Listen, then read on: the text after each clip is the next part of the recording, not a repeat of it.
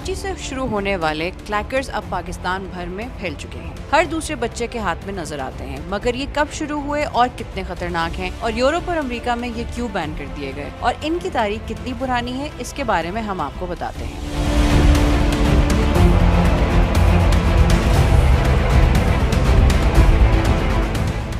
1968 में एक अमेरिकी बिजनेस ऑर्गेनाइजेशन ने क्रैकर्स बनाने शुरू कर दिए। 1970 के आगाज में यूरोप और अमेरिकी माशरे में क्रैकर्स का इस्तेमाल उरूज पर पहुंच गया। हालांकि क्रैकर्स को बाकायदा वजन, रस्सी की मजबूती और कई चीजों को देखने के बाद बेचने की इजाजत दी गई, मगर एक वक्त में ये खिलौना बच्चों के लिए इंतहाई खतरनाक करार दे दिया गया। इन छोटे छोटे रस्सी से बंधे हुए बॉल्स की वजह से बच्चों को चोट लगनी शुरू हो गई। उनकी नाक की हड्डी से लेकर बाजू तक हर चीज जख्मी होने की खबरें आने लगी। हालांकि अमेरिकी स्टैंडर्ड्स के मुताबिक 17 से ज्यादा इकसाम के क्रैकर्स को टेस्ट किया गया, लेकिन कुछ ही कंपनीज इस स्टैंडर्ड पर पूरी उतरी। सबसे ज्यादा खतरनाक बात ये थी कि बच्चे इस खिलौने को एक दूसरे से लड़ने के लिए इस्तेमाल करना शुरू हो गए, जिसकी वजह से ये बच्चों के लिए एक खौफनाक हथियार के तौर पर इस्तेमाल होना शुरू हो गया। क्योंकि इसकी सबसे बड़ी वजह ये थी कि शुरू के जो क्रैकर्स थे शीशे या ग्लास के बनाए जाते थे, लेकिन वो टूट भी जाते थे और खतरनाक भी बहुत थे। इसकी वजह से बच्चों को कट लगना शुरू हो गए, बल्कि कई इलाकों में बच्चों को अस्पताल भी ले जाना पड़ा, क्योंकि कंपनी ने ग्लास के क्रैकर्स बनाए और बेचे और इससे काफी मुश्किलात पेश आईं।